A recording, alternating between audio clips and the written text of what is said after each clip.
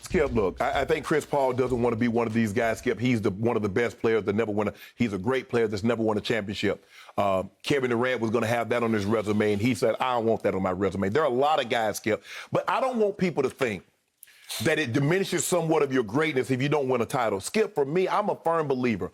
All great players shouldn't win a title. Skip, if you're a journalist, and every other journalist could win a Pulitzer Prize, what's the importance of it? It should be some great writers don't win that award. Some great actors don't win an Oscar. That's the way it should be. Some great chefs is not going to win the James Barrett Award. That doesn't mean they're not great in their chosen field. This notion that somehow we've diminished greatness because at the end of the day it doesn't culminate in the championship is not right.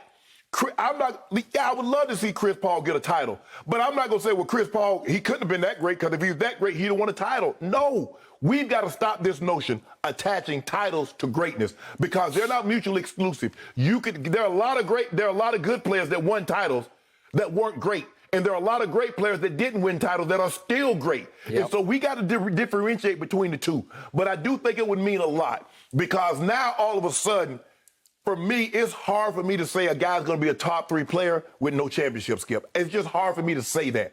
And for me, I don't know what he can do to catch Magic because I think Magic is a different animal, I agree. A different beast. Yep. People say, well, Steph Curry is not a point guard. Well, that's what they put. When they say Steph Curry, they put PG at the end. So if you want to call him a 2 guard or 3 or whatever, but I'm saying this is how they list Steph Curry as a point guard. Yep. So if he wants to get up there with the Isaiah, who's won 2 titles, Skip, who was a finals MVP. Yep. He's going to need this on his resume. Chris Paul has done everything. He's been all NBA, all defensive. He's made a bunch of all-star. He's made every team along the way that he's made them better. If he could get this on his resume, it would be it's complete. It would be. It would be complete, Skip. There's nothing else you can say to Chris Paul. For me, I'm not going to think less of Chris Paul if he doesn't, but I just know what it would mean to him. All that hard work, all the years, from New Orleans to all these different stops, the Clippers and the Houston and OKC, yep. And to finally arrive at a destination that he feels gives him a true chance, a true opportunity to get the ultimate prize, it would mean a lot for his career. But I don't think less of players if they don't win a championship, Skip, because I believe greatness is not defined by whether or not you won a championship. I look at what you've done throughout the course of your career, Skip. Nobody thinks less of Barry Bonds because he didn't win the World Series, Skip. Everybody thinks Barry Bonds is arguably the greatest player they've ever seen.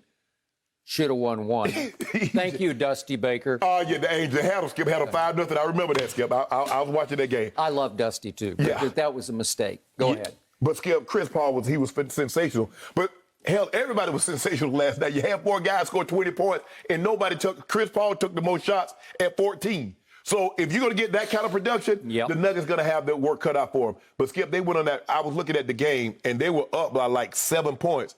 And the next thing I know, they're down. Now I was like, what happened?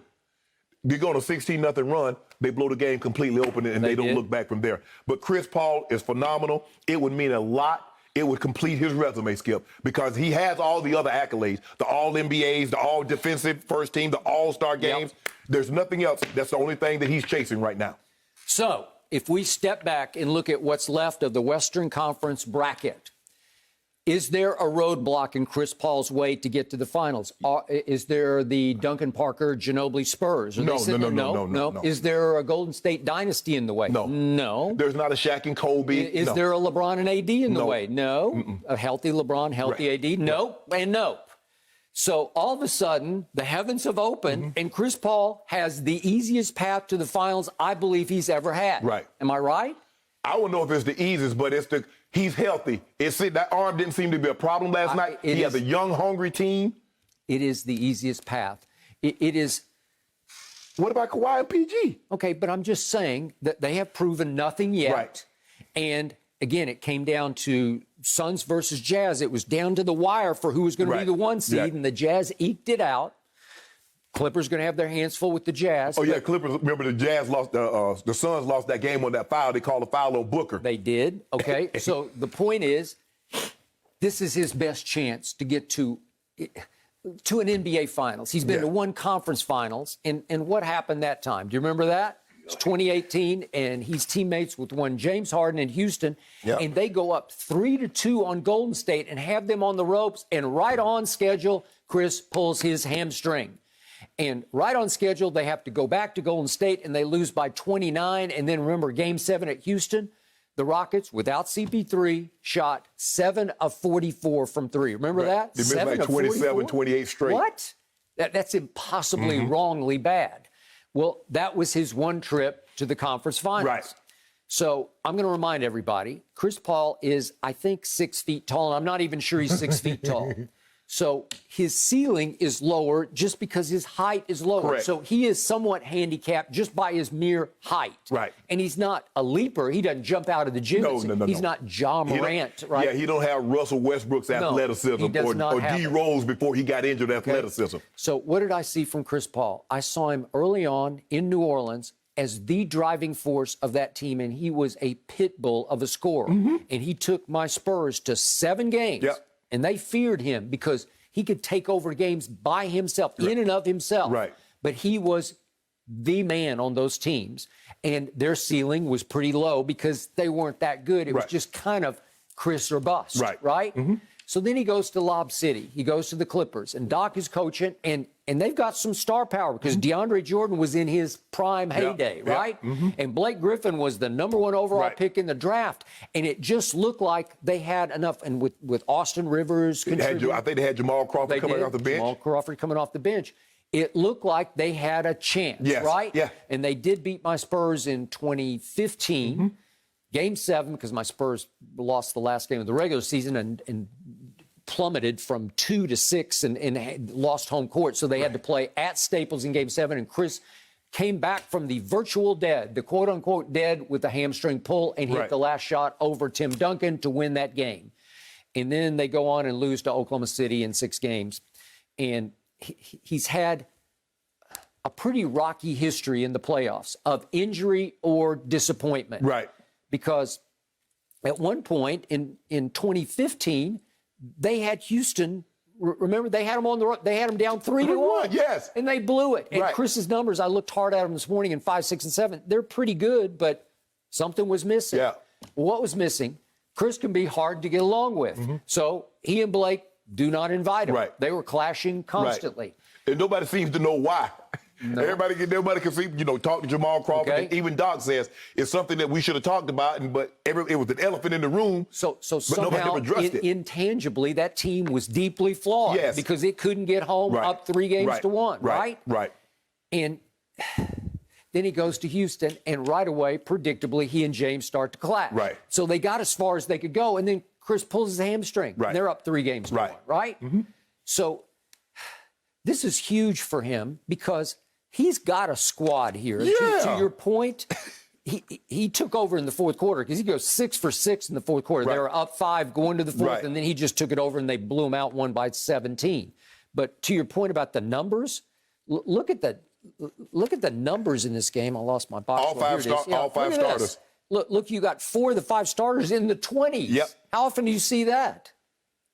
It's unbelievable. It's unbelievable. And Jay Crowder had 14, and then Cameron Payne didn't shoot very much, but he had 7 off the bench. And then Torrey Craig chipped in with 9 off the bench. And it was a tour de force. This is the Suns at their best. Right. Because they've got some star power. They have stars arriving in Devin Booker and DeAndre Ayton, obviously. And Bridges is starting to, like, Chris was just raving about Bridges because he says he is money from 3. Yep, 4 of 8. Yep, 4 of 8 from 3. So my point is, when he is the elder statesman and the unquestioned leader and the man on a young team, this is where he's at his best because there's not a co-star for him to clash with. Right, and I don't think anybody's butting head like this is my team, this is your team, this is my team. Skip, look, James Harden has been exquisite in Brooklyn, but he left his team to go somewhere else. So he couldn't come in there with an attitude. Anytime you bring any animal into another yard, the yard that you bring the animal into, he's like, oh, this is my domain. That is a fact. You acquiesced to me. You take a back seat to me. Now he goes somewhere else. He's going to have to do that. Yep. And for whatever reason, it just didn't work. I thought Skip, they played well, and I was like, man, Look how good they were. Look how good they were together. Yeah. They got all they had Golden State on the rope, Skip, and I still believe, and I could be wrong.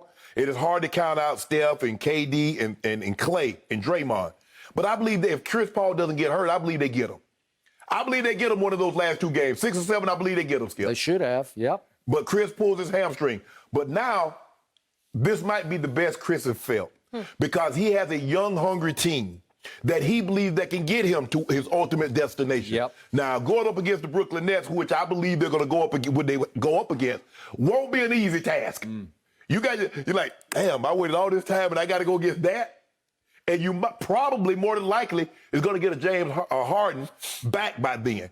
I don't know if he's going to play. I don't know if he'll play the rest of this series. He probably won't even play the next series. Probably just try and save him.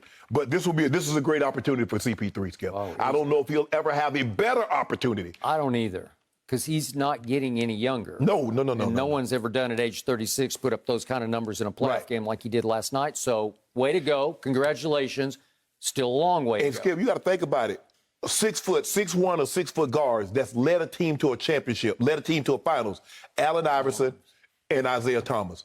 So it's the big guards. Oh, okay, like you say, the Steph. But I'm saying it's normally big guards. Just me, and I covered a lot of Isaiah games. He seems 2 inches taller than Chris. Seriously. He might be. I think me and Isaiah might be. I think Isaiah might be 6'1.5", 6'2". I think that's me and what I'm Isaiah saying. are probably about the same height. Yeah. Now, Iverson on another planet. Yeah. Like in leaping ability, athletic ability, skills. But think about what AI had to do. AI had a historic season. He did. He played out of his mind, and for him to take one game off of Shaq and Kobe, off Shaq and Kobe, he did that. he tried to. That's the pinnacle of his career. He dropped 48 in that step over on Ty Lue. Ty Lue. That's stood the test of time, but. Well, unfortunately, Ty Lue is about to step over the West. You think so? Yep. Oh. So I'm going to render everything we just said obsolete because the Clippers are going to win the West. Hold on, talk about that's what you think. I didn't say nothing about that. Well, I don't think you said that. You I don't go know. along I with don't know everything anything. I say on this show.